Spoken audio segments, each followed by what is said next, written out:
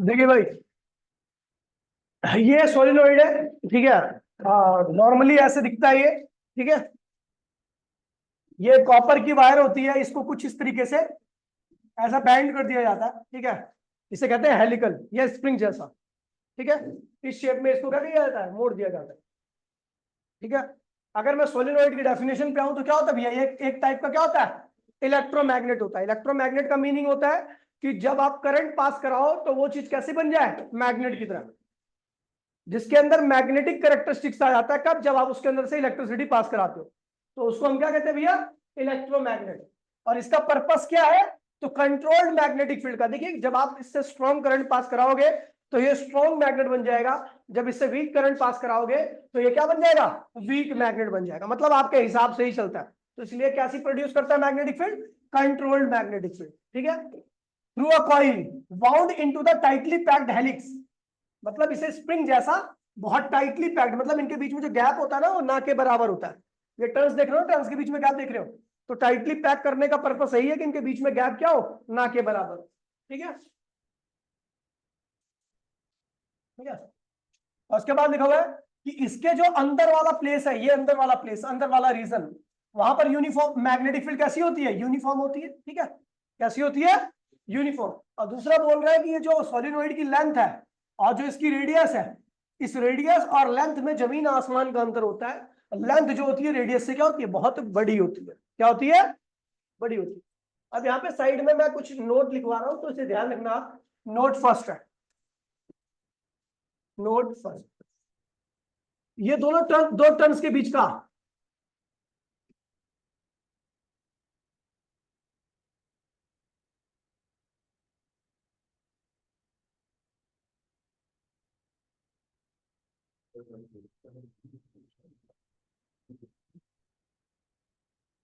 Eastern और eastern के बीच में जो सेपरेशन होता है, दिख रहा है, विजिबल नहीं है। दो टर्न्स के बीच का जो सेपरेशन होता है उसको मैं एक्स से लिखता हूं। किससे लिखता हूं, एक्स से। एक्स, एक्स क्या है, separation in between two consecutive turns. दो टर्न्स के बीच का सेपरेशन एक्स है। अगर मैं एक्स को 0 कर दूं तो मैग्नेटिक फील्ड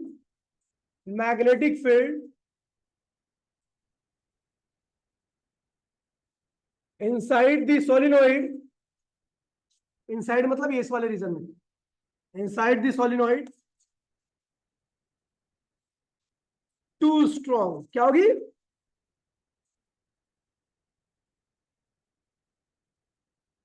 टू स्ट्रॉन्ग। और अगर आपका एक्स की वैल्यू ग्रेटर देन 0, मतलब 0 से थोड़ी सी ज्यादा है, ठीक है, 0 से, एक्स की वैल्यू 0 से थोड़ी सी ज्यादा है, 0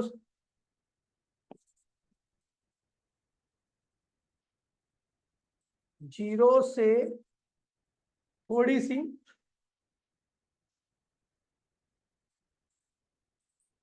थोड़ी सी ज्यादा, तो अंदर जो मैग्नेटिक फील्ड रहेगी वो क्या रहेगी, सोलिनॉइड के अंदर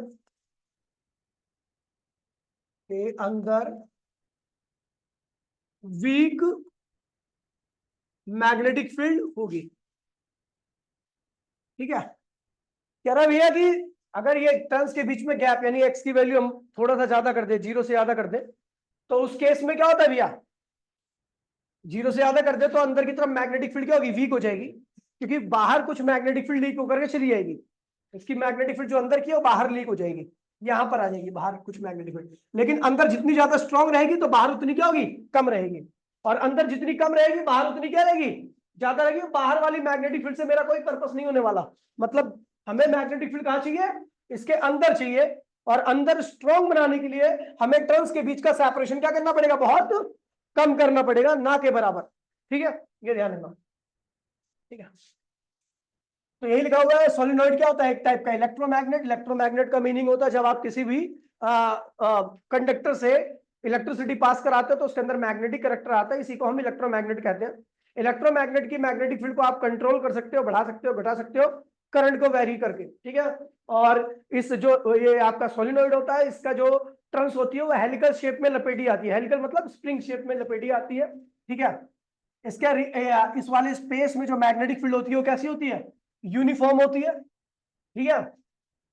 और इसकी जो लेंथ होती है सोलिनॉइड की, लेंथ, वायर की लेंथ की बात नहीं कर रहा, जिस वायर से लपेट के बनी है उसकी बात नहीं कर रहा, मैं यहां से यहां तक की लेंथ की बात कर रहा हूं। ये लेंथ जो होती है वो इसकी रेडियस से क्या होती है, बहुत बड़ी होती है, ठीक है। अगला फिर direction of magnetic field. Direction of solenoid के अंदर मैग्नेटिक फील्ड की डायरेक्शन देने के लिए हम राइट हैंड थंब रूल का यूज करते हैं, जहां पर कर्ल फिंगर क्या रहेगी आपकी, करंट, और थंब क्या रहेगा, मैग्नेटिक फील्ड, क्या रहेगा, मैग्नेटिक फील्ड, ठीक है। अब देखिए यहां पर करंट कैसे आ रहा है, ऐसे जा रहा है, ऐसे आ रहा है ना, तो अपनी कर्ल फिंगर को इसकी डायरेक्शन में रखो, ठीक है। तो थंब कहां जा रहा है, बाहर की तरफ, और थंब जहां जा रहे हैं यही इसी डायरेक्शन में क्या होगी, मैग्नेटिक फील्ड, मतलब मैग्नेटिक फील्ड ऐसे आ रही होगी। अगर मैग्नेटिक फील्ड ऐसे आ रही है तो यहाँ पे क्या होगा, नॉर्थ पोल, और इधर क्या होगा, साउथ पोल। तो इस तरह से राइट हैंड रूल का इस्तेमाल करके हम क्या देंगे, मैग्नेटिक फील्ड की डायरेक्शन देंगे, ठीक है। आपको कर्ल फिंगर को उसी डायरेक्शन में रखना है जिस डायरेक्शन में आपकी क्या हो भैया, कर्ल फिंगर को जिस डायरेक्शन में आपका करंट जा रहा हो, ठीक है। और थंब अपने आप उस डायरेक्शन में आ जाएगा जहां पर आपकी क्या है, मैग्नेटिक फील्ड है। इस फिगर में आपका थंब इधर आ रहा है तो इसका मतलब मैग्नेटिक फील्ड की डायरेक्शन ये है, यहां से मैग्नेटिक फील्ड बाहर निकल रही है, निकलने का मतलब इधर क्या होगा, नॉर्थ, इधर क्या होगा, तो ये लिख लेना, ठीक है भैया। अब आते हैं भैया मेन मुद्दे पे, expression of magnetic field, expression of magnetic field.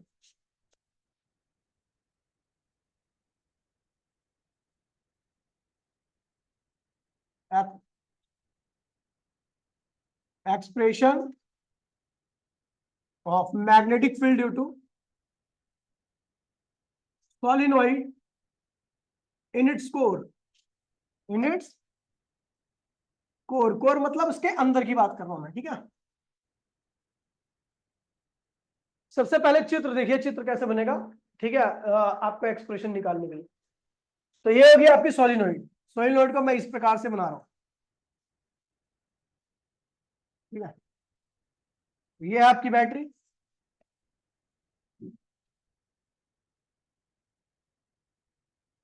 ऐसे करंट गया, और वो करंट हर टर्न से इस तरीके से आएगा। अब अपनी उंगलियों को करंट की डायरेक्शन में रखना है, तो आपका थंब जो होगा इधर की तरफ आएगा, मतलब इधर क्या बनेगा, नॉर्थ पोल, ठीक है। और इधर क्या बनने वाला है, साउथ पोल, ठीक है। ऐसे ही बना दे रहा हूं, बाकी इसमें कोई डायरेक्शन का पता नहीं लग रहा, ठीक है। अगर मैं बोल दूंगा करंट कैसे आ रहा है भैया, क्लॉकवाइज, एंटी क्लॉकवाइज जा रहा है करंट, ठीक है। तो आप उस हिसाब से मैंने मान लिया इधर क्या है, नॉर्थ पोल है, इधर क्या है, साउथ पोल है, ठीक है। तो अब देखिए मैग्नेटिक फील्ड कुछ इस तरीके से निकलेंगे, इधर नॉर्थ बता दिया, इधर साउथ, तो मैग्नेटिक फील्ड ऐसे निकलेंगे इस तरीके से। मैं इतनी ही मैग्नेटिक फील्ड बना रहा हूं, ज्यादा नहीं बना रहा क्योंकि डायग्राम थोड़ा खराब हो जाएगा, ठीक है। इस सोलिनॉइड की जो लेंथ है वो क्या है, एल है, एल मीटर, या एल ले लो, ठीक है, किसी में भी हो सकता, ठीक है। और ये कोर है, इसे क्या कहते हैं, इस पूरे रीजन को हम कोर कहते हैं, क्या कहते हैं, यहीं पे आपको मैग्नेटिक फील्ड निकालनी है, ठीक है।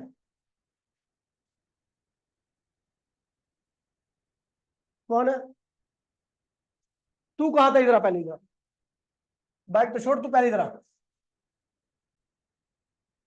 तो इस तरीके से मैग्नेटिक फील्ड बाहर निकल रही है, ठीक है। तब देखिए ये किसकी एप्लीकेशन है, एम्पियर सेल्टर लॉ की। तो आपको क्या करना है भैया, एक एम्पीरियल लूप ड्रॉ करना है। तो मैंने एक एम्पीरियल लूप ड्रॉ कर दिया, और उसको थोड़ा अलग कलर से बना रहा हूं मैं,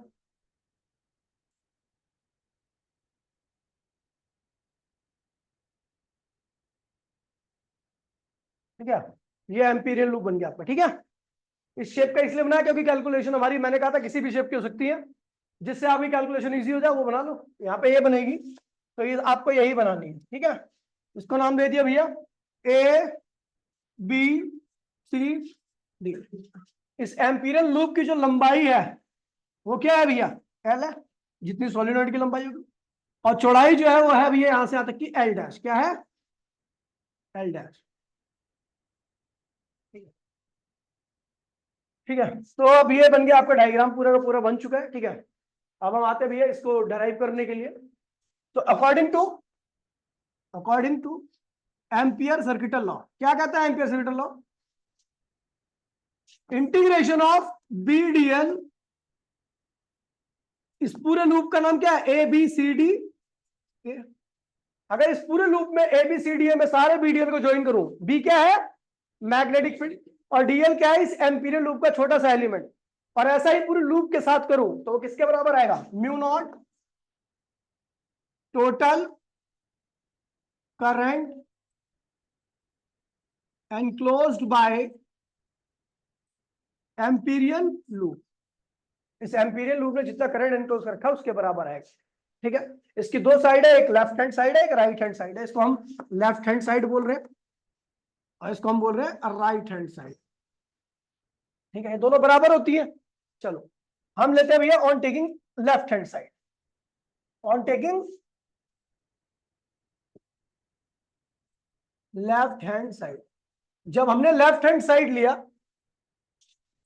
तो क्या है?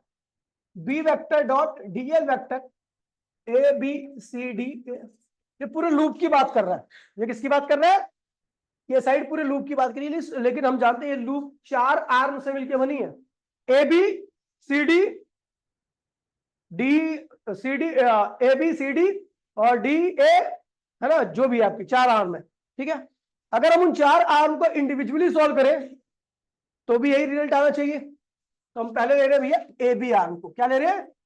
ए से बी तक के सारे एलिमेंट को और सारी मैग्नेटिक फील्ड के प्रोडक्ट की बात कर रहे हैं। कहा? ए से बी के अंदर आने वाली मैग्नेटिक फील्ड और एम्पीरियल लूप का जो एलिमेंट है डीएल, उसकी बात कर रहे हैं। ठीक है, तो अब देखिए जरा ए से बी को मैं देख लेता हूं। ए से बी में आओ, डायग्राम में देख लो। अब देखो मैं भैया, आप लूप इधर ले रहे हो, लूप की डायरेक्शन क्या है? ए से बी। मैग्नेटिक फील्ड की डायरेक्शन क्या है? ए से बी। अगर मैं इस लूप के ऊपर छोटा सा एलिमेंट लू, इसकी पूरी लंबाई कितनी है? एल। तो ये जो एलिमेंट ले रहा है उसकी लंबाई कितनी होगी? डीएल। क्या होगी?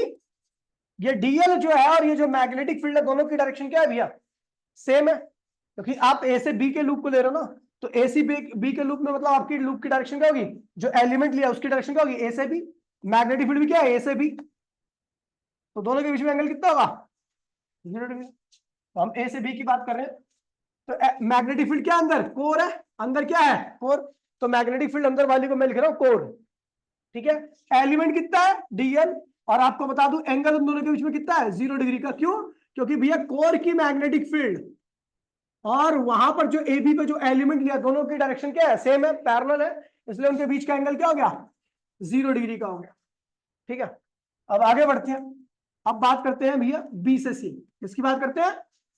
जब आप बी से सी की बात कर रहे हो, डायग्राम में आओ, तो बी से सी में जो भी आप एलिमेंट लोगे, डी एल डैश, क्या लोगे? क्योंकि इसकी साइड पूरी एल है, तो डी एल डैश लोगे। वो डी एल डैश की डायरेक्शन क्या है? ऊपर की तरफ। और मैग्नेटिक फील्ड यहां पर क्या है? बाहर की तरफ। दोनों के बीच में एंगल क्या बनता है? 90 डिग्री का। तो भैया सी से डी का जो, बी से सी का जो एलिमेंट है, बी से सी का जो, अच्छा यहाँ की मैग्नेटिक फील्ड को मैं एंड लिख रहा हूं, क्योंकि कोर की मैग्नेटिक फील्ड और एंड की मैग्नेटिक फील्ड में डिफरेंस होता है। ठीक है, तो यहाँ की मैग्नेटिक फील्ड क्या? एंड की है। और एलिमेंट कितना है? DL dash. और कॉस क्या है भैया? 90 डिग्री। क्यों? क्योंकि एंड की जो मैग्नेटिक फील्ड है वो हॉरिजॉन्टल जा रही है, और जो एलिमेंट है वो क्या है भैया? वर्टिकल है। क्या है? वर्टिकल है, इसलिए उनके बीच में एंगल क्या बनेगा? 90 डिग्री का। अब बात करते हैं सी से डी की। अगर मैं सी से डी की बात करूं तो सी से डी में एलिमेंट की डायरेक्शन क्या होगी? इधर की तरफ। और मैग्नेटिक फील्ड वैसे तो है नहीं बाहर, क्योंकि आपको पता ही है जो हम जिसके लिए कैलकुलेशन करने जा रहे हैं, उस कैलकुलेशन में जो एक्स की वैल्यू होती है वो ऑलमोस्ट क्या होती है? 0 होती है। मतलब अंदर बहुत स्ट्रॉन्ग रहेगी, बाहर क्या रहेगी? बहुत वीक रहेगी मैग्नेटिक फील्ड। बाहर वीक है, इसका मतलब बाहर की मैग्नेटिक फील्ड को आप क्या लिख सकते हो? 0 भी लिख सकते हो। ध्यान रखना, एलिमेंट जो लिया हमने वो डीएल लिया है, और उसकी डायरेक्शन क्या ये है। और मैग्नेटिक फील्ड जो होगी वैसे तो 0 है, उसकी भी डायरेक्शन क्या होगी? इधर ही होगी, क्योंकि ये ऐसे गोल घूम के ऐसे जाएगी। तो मैग्नेटिक फील्ड की भी डायरेक्शन क्या है? ऐसी इसी तरीके से ना, इधर की तरफ। तो ध्यान रखना। बाहर की तरफ magnetic field almost tends to क्या होता है, जीरो होता है। ठीक है, तो बात करते हैं भैया सी से डी के। तो मैग्नेटिक फील्ड क्या है, आउटसाइड है, आउटसाइड मैग्नेटिक फील्ड ऑलमोस्ट क्या होती है, जीरो। एलिमेंट लिया हमने डीएल, उन दोनों के बीच में एंगल क्या है, जीरो। जीरो क्यों है, क्योंकि भैया वहां की बाहर की मैग्नेटिक फील्ड आउटसाइड वैसे तो जीरो होती है, लेकिन डीएल के क्या है भैया, होती तो पैरेलल होती तो, इसलिए थीटा क्या लिया मैंने, जीरो लिया। ध्यान दीजिएगा। फिर बात करता हूं भैया डी से ए की तरफ। डी से ए कौन सा है भैया, डी से ए एलिमेंट वर्टिकल होगा, मैग्नेटिक फील्ड क्या होगी, हॉरिजॉन्टल होगी। डी से ए, तो एलिमेंट क्या है, मैग्नेटिक फील्ड क्या है वहां पर, बी एंड है, एलिमेंट क्या है, डीएल डैश है, क्या है। और आपको बता दूं इस एंड पर, एंड की मैग्नेटिक फील्ड जो है वो परपेंडिकुलर है किसके, डीएल डैश के, यानी थीटा क्या लेंगे आप, 90 डिग्री लेने वाले हो, पास क्या होगा 90। अगर मैं इसको इधर लिखूं तो B DL, B vector, DL vector, A B C D A. यहां पर जीरो लगा रहा हूं क्योंकि हम क्लोज लूप की बात कर रहे हैं, और इनमें से किसी के ऊपर भी जीरो नहीं लगाया मैंने, क्यों, क्योंकि हम केवल आर्म की बात कर रहे हैं, आर्म कभी क्लोज नहीं होता। ठीक है, अच्छा देखिए, कोर के अंदर मैग्नेटिक फील्ड क्या होती है, यूनिफॉर्म होती है, यानी कांस्टेंट। तो इसे, इस वाली मैग्नेटिक फील्ड को क्या करो, बाहर निकाल लो। ठीक है, अंदर क्या होगा, डीएल, कहां से, ए से लेके बी तक, कॉस जीरो की वैल्यू क्या होती है, 1। ये पूरी टर्म क्या होगी, जीरो, कॉस 90 जीरो होता है। ये जीरो है तो ये भी पूरी टर्म क्या होगी, जीरो, और ये वाली टर्म भी क्या होगी, जीरो। ठीक है, सारी टर्म जीरो होगी, केवल क्या बचा आपका, ये बचा। ठीक है, इसको सॉल्व करोगे तो बी कोर, और डीएल क्या है, छोटा सा एलिमेंट है ए से बी आर्म का, इंटीग्रेशन ऑफ डीएल क्या होगा, तो सारे डीएल को जोड़ दो ए से बी में, ए से बी में जितने भी डीएल है, ए से बी यहां से यहां तक है, यहां से लेके यहां तक ए से बी है, अगर सारे डीएल को जोड़ोगे तो क्या आएगा, एल ही तो आएगा, तो क्या आएगा, एल। ठीक है, ये होगी आपकी first equation. On taking right hand side, on taking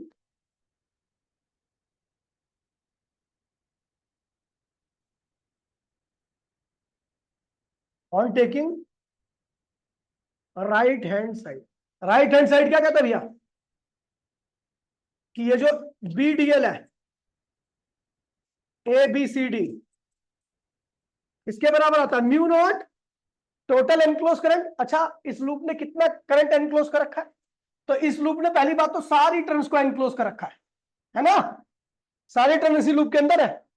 एक टर्न में कितना करंट है, आई, कुल कितनी टर्न है, वो नहीं लिखा मैंने, अभी लिख दूंगा। ठीक है, कुल कितनी टर्न है, एन, कुल कितनी टर्न है, एक टर्न के ऊपर करंट कितना है, कुल कितनी टर्न है, इस लूप के अंदर, इस लूप के अंदर कुल कितनी टर्न है, एन, तो कितना करंट एनक्लोज होगा, एन आई।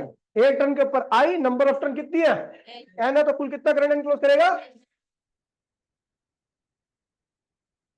एनक्लोज करंट की वैल्यू क्या होगी यहाँ पे, एन आई। ये होगी आपकी सेकंड इक्वेशन। ठीक है, from first hand, from first hand second equation क्या कहता है भैया, कि इसकी वैल्यू इधर ये आ रखी है,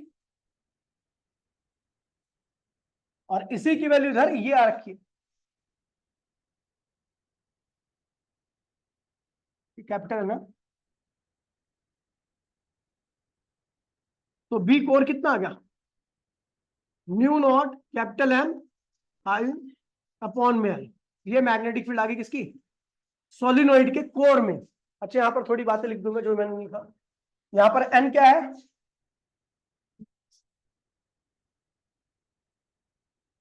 number, total number of turn, total number of turn. L क्या है, length of solenoid slash Amperian loop, Amperian loop की भी लेंथ इतनी है। एल डैश क्या है, विड्थ ऑफ एम्पीरियन लूप। आई क्या है, करंट ऑन ईच टर्न, प्रत्येक टर्न के अंदर कुल करंट है।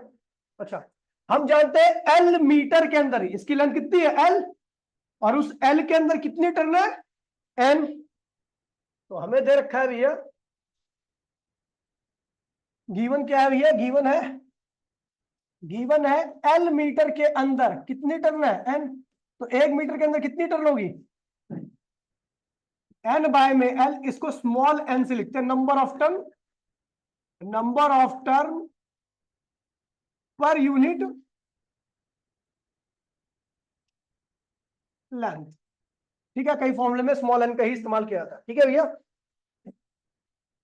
तो हम इसको क्या लिखते हैं, B core is equals to में म्यू नॉट एन अपॉन में एल लिख दिया, और ये क्या लिख दिया, आई। एन अपॉन में एल क्या होता है, तो ये दोनों फॉर्मूले हैं, लेकिन ये फॉर्मूला जब आपको यूज करना है जब आपको कुल टर्न दे रखा हो, और ये फॉर्मूला जब यूज करना जब number of turn per unit length दे रखा हो। ठीक है, यानी 1 मीटर के अंदर टर्न की संख्या। ठीक है, अच्छा, बाय ऑब्जर्वेशन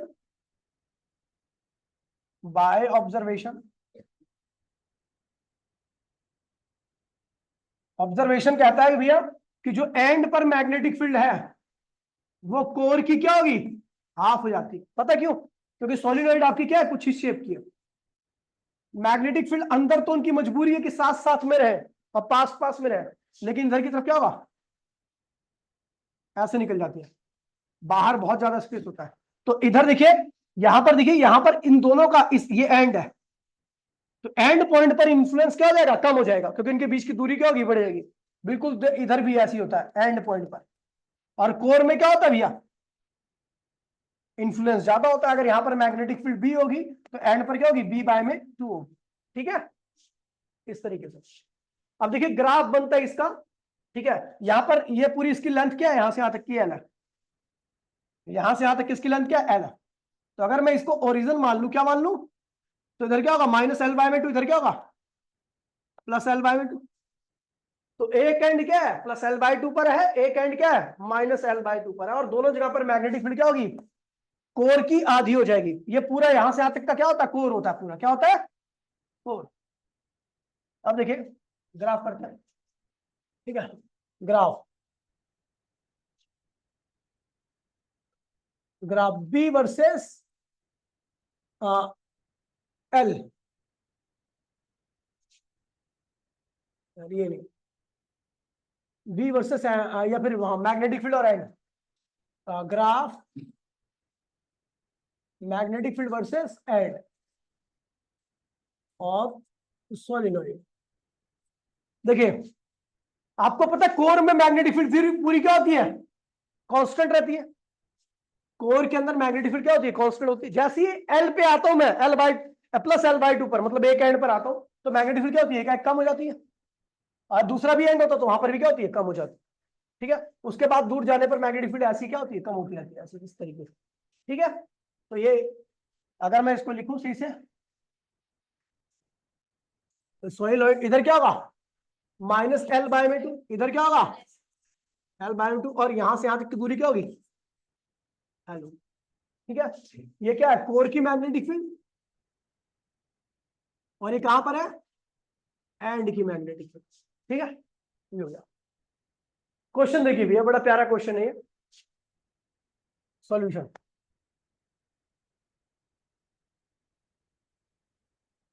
कह रहे भैया सोलिनॉइड है, उसके पास कुल क्या, कौन सी टर्न है, कौन सी वैल्यू है, small n capital N, number of turn पर मीटर, नंबर ऑफ टर्न यानी स्मॉल एन की वैल्यू। स्मॉल एन कितना है भैया, 300 टर्न पर मीटर। करंट कितना है, 5 एम्पियर। लेंथ कितनी है सोलिनॉइड की, 0.5 मीटर। यहां पर ये जो लेंथ है ना वो एक्सेस है, क्वेश्चन में इसकी नीड नहीं है, लेकिन फिर भी दे रखा है तो आप कंफ्यूज मत होना। ठीक है, रेडियस ऑफ सोलिनॉइड क्या है, 1 सेंटीमीटर, ये भी क्या है, एक्सेस है, तो इससे भी कंफ्यूज मत होना। ठीक है, आपको क्या निकालनी है, मैग्नेटिक फील्ड निकालनी है कोर के अंदर। कहां निकालनी है, क्या होता है, mu not small N I, mu naught की वैल्यू क्या होती है, 4 पाई इंटू 10⁻⁷। एन कितना है भैया, 300, और करंट कितना है, इतना टेस्ला आ गया, आंसर आ गया। ठीक है, कोई सॉल्यूशन देखिए इसका। कह रहा सोलिनॉइड जिसकी लेंथ कितनी दे रखी है 0.5 मीटर और रेडियस कितनी है उसकी 1 सेंटीमीटर। नंबर ऑफ टर्न, केवल टर्न लिखा हुआ है तो क्या होगा कैपिटल एन होगा 500, इसकी कोई यूनिट नहीं होती। ठीक है, करंट कितना कैरी कर रखा है इसने 5 एम्पियर। और आपको मैग्नेटिक फील्ड निकालना इनसाइड, मतलब कोर में निकालना है। कहां निकालना है, तो कोर की मैग्नेटिक फील्ड क्या होगी, तो mu naught capital N I upon में एल। यहां पर ये क्या है भैया एक्सेस है, ये क्या है 500। ठीक है भैया, निकाल लोगे, सब कुछ दे रखा है, आंसर आ गया। सोल्यूशन इसका देखिए, कह रहे भैया लेंथ कितनी है 0.5 मीटर, नंबर ऑफ टन कितनी है 500, कैपिटल एन रखा। फ्लक्स डेंसिटी यानी मैग्नेटिक फील्ड कितनी रखी है टेस्ला, सेंटर पे एट दी सेंटर बोलेगा तो कौन सा फॉर्मूला, एंड बोलेगा तो 2 से डिवाइड करके फॉर्मूला। क्या फर्क पड़ता है, कुछ फर्क पड़ता है क्या, कोई फर्क नहीं पड़ता।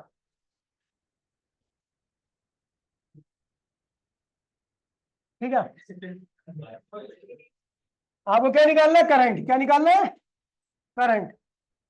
तो भैया करंट निकालने के लिए अपने कोर में दे रखा है mu naught capital N I upon में एल, यही लगाऊंगा। आई क्या होगा बी कोर दे रखा है, लेंथ दे रखी है, म्यू नॉट की वैल्यू आपको पता ही है एन दे रखा है, आई आ गया, आ गया आई। ठीक,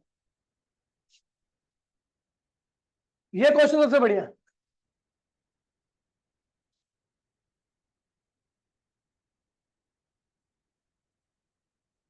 ठीक है, एक कह रहा है कि एक सॉलिनॉइड है, इसमें सबका इस्तेमाल होगा, इसके अक्रॉस में बैटरी लगी है, बैटरी का पोटेंशियल क्या है वी, यही पूछ रहा है, इसका पोटेंशियल निकालिए। पोटेंशियल क्या होता है आई इंटू में आर, आई क्या है ये करंट और आर क्या है रेजिस्टेंस ऑफ सोलिनॉइड, आर क्या है current through solenoid, solenoid, R क्या है रेजिस्टेंस ऑफ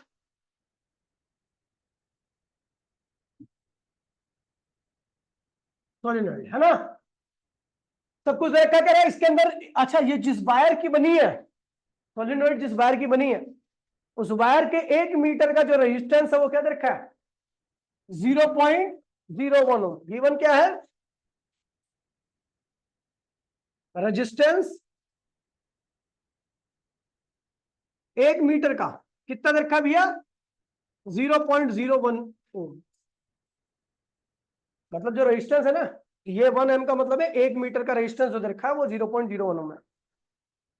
अच्छा, ये बोल रखा है कि इसके अंदर कुल कितनी टर्न इस्तेमाल की गई है 400 टर्न, कितनी है 400 टर्न। लेंथ कितनी है सोलिनॉइड की 20 सेंटीमीटर, बोलो तो 0.2 मीटर, 0.2 मीटर। कह रहा है इसके कोर में जो मैग्नेटिक फील्ड है वो दे रखी है आपको, कितनी दे रखी है -2 टेस्ला, 10⁻⁻2 टेस्ला। ठीक है, आपको ये निकालना है v की वैल्यू निकालनी है। तो v की वैल्यू निकालने के लिए पहले तो आपको i पता होना चाहिए, i निकालना है। कैलकुलेशन फॉर i, तो भैया आपको पता है बी कोर किसके बराबर होता है mu naught capital N I upon में क्या होता है एल, तो आई क्या होगा B core L mu naught, है ना। सब कुछ दे रखा है, सब कुछ दे रखा है ना यहाँ पे, आई आ गया।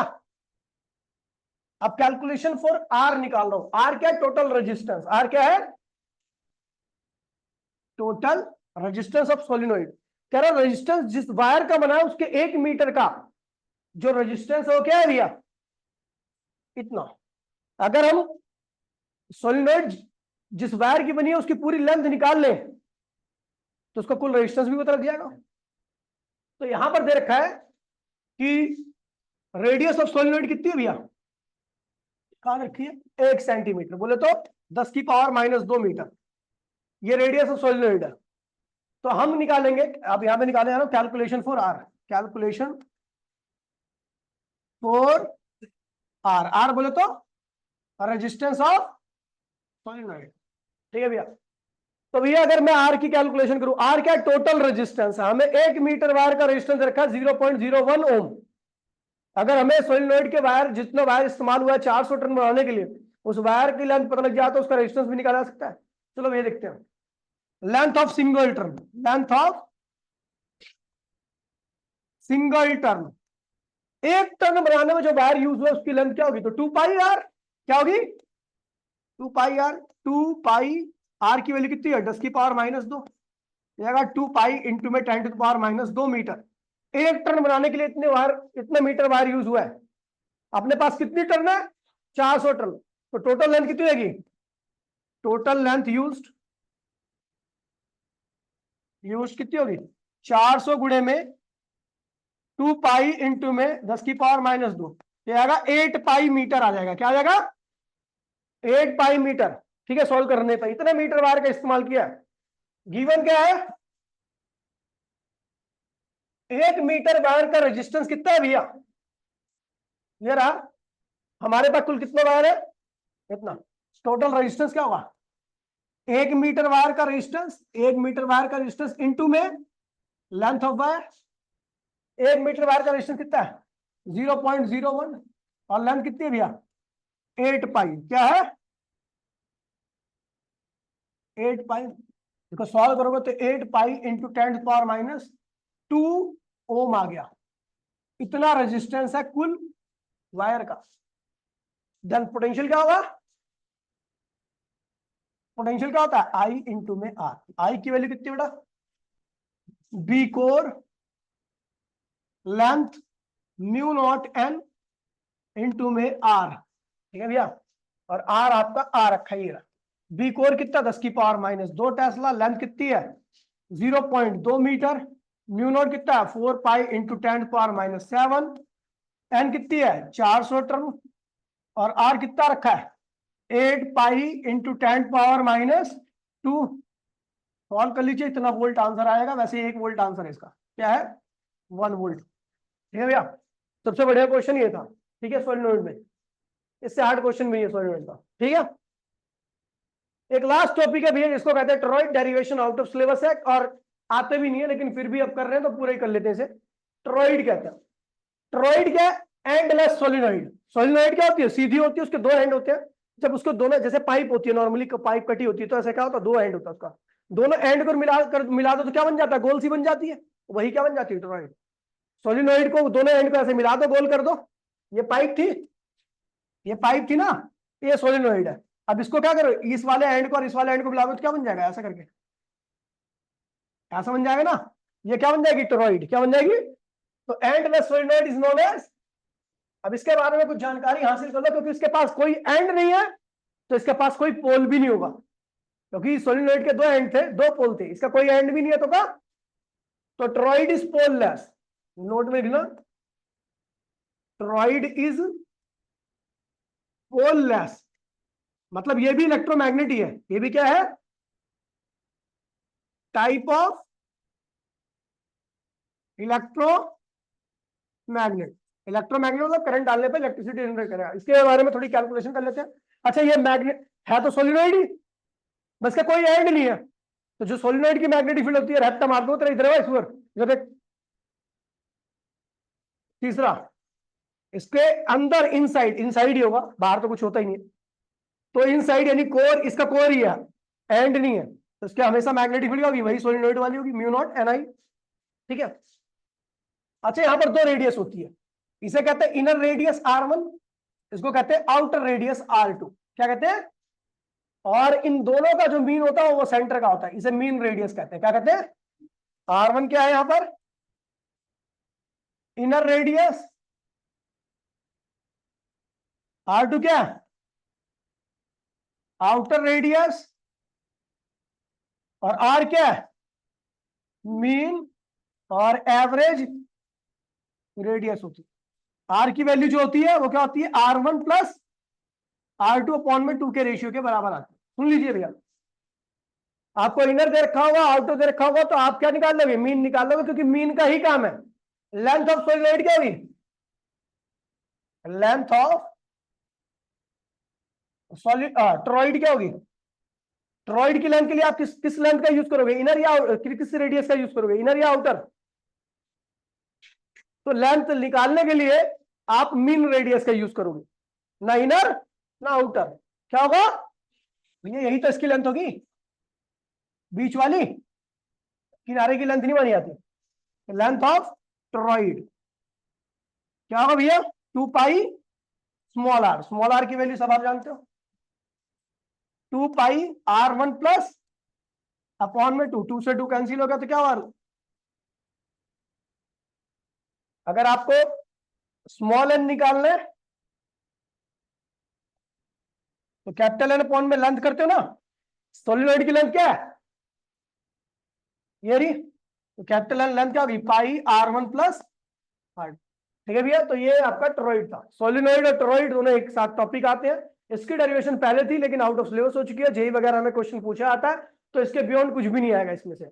आपको एक क्वेश्चन कंसेप्चुअल क्वेश्चन पता होना चाहिए कि टोरॉइड पोललेस होती है, क्योंकि इसका कोई एंडिंग नहीं होता। ठीक है भैया, अब अगली क्लास से हमारा नया टॉपिक चालू होगा, motion of the charge particle magnetic field. वो इस चैप्टर का लास्ट टॉपिक होगा। ठीक है भैया, लेंथी टॉपिक है। मिलते अगली क्लास में। टाटा बाय बाय, जय हिंद जय भारत।